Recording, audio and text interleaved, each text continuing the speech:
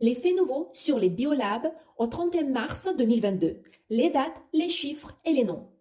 Parmi les lettres saisies par les militaires russes, il y a une demande aux fabricants de drones turcs Bayraktar.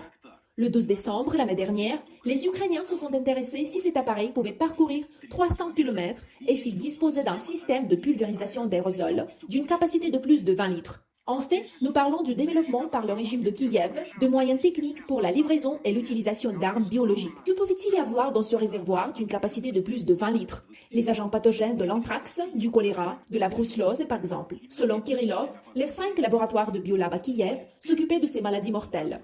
Grâce aux actions de l'armée russe, ils ne fonctionnent plus. Une partie de la collection a été transportée aux États-Unis. Les souches restantes ont été détruites d'urgence conformément à l'arrêté du ministère ukrainien de la Santé du 24 février. Kherson, Odessa, Kiev, Lvov, Kharkov, un réseau de plus de 30 laboratoires de ce type avait fonctionné en Ukraine, indique le ministère russe de la Défense, et souligne que le financement de ces études s'effectuait par le Pentagone, non pas par le département scientifique, mais militaire.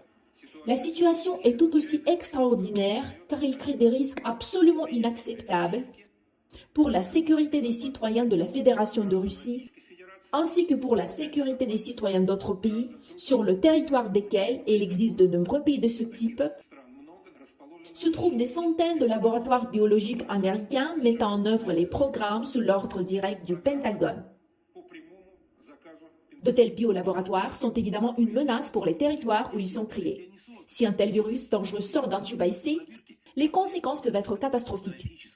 Par conséquent, le Pentagone préfère mener de telles expériences loin de soi.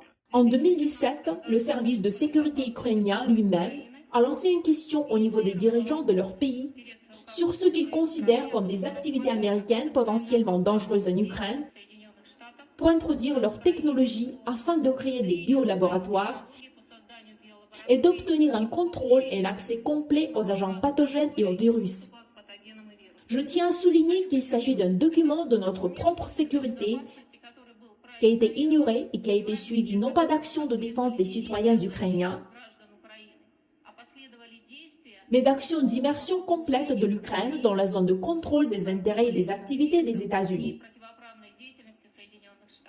Ce fait en soi indique que les hauts dirigeants de l'Ukraine ont délibérément agi au détriment des citoyens de leur pays. Les députés et les sénateurs ont des questions pour la chef adjointe du département d'État américain, Victoria Nuland, et pour le fils du président américain, Hunter Biden. Son fonds d'investissement Rosemont Seneca finançait des biolabs à l'aide d'intermédiaires. Maintenant, il le nie. Mais comme on dit, l'Internet se souvient de tout. Voici à quoi ressemblait le site web de Rosemont Seneca en 2014. Sous la rubrique Nos investissements, il y a Metabiota. Cette société étudie les virus mortels. Et voici, par exemple, un rapport sur les événements du marché de l'investissement en juin 2015. À la 4e page, on voit le paragraphe. Metabiota a reçu 30 millions de dollars de Rosemont Seneca. Metabiota travaille en étroite collaboration avec le Pentagone, en particulier avec sa division appelée Agence de réduction de la menace militaire américaine. Voici par exemple un communiqué de presse de l'entreprise datant de 2018. Metabiota rapporte qu'avec d'autres contractants, elle a reçu un contrat de l'agence pour travailler sur le thème des menaces biologiques en Irak. Le contrat de 970 millions de dollars. L'agence de réduction de la menace militaire américaine travaille en étroite collaboration avec l'Ukraine. Ils ont même ouvert un bureau permanent à Kiev. Les véritables objectifs du Pentagone en Ukraine sont loin d'être scientifiques. Ainsi, dans l'une des lettres, le vice-président de Metabiota note que les activités de l'entreprise viseront à assurer l'indépendance culturelle et économique de l'Ukraine vis-à-vis de la Russie. Ce qui est assez bizarre pour une entreprise de biotechnologie. L'étude des documents se poursuivra et ils identifieront tous ceux qui sont impliqués à la création des composants des armes biologiques en Ukraine. Les personnages principaux sont déjà connus. L'un des personnages clés, Robert Pope, à un moment donné employé de la DTRA, est le directeur du programme coopératif de la réduction des menaces dont l'objectif était d'impliquer les États de l'espace post-soviétique dans les activités biologiques militaires. Il est également l'auteur de l'idée de créer un dépôt central de micro-organismes particulièrement dangereux dans la région de Kiev.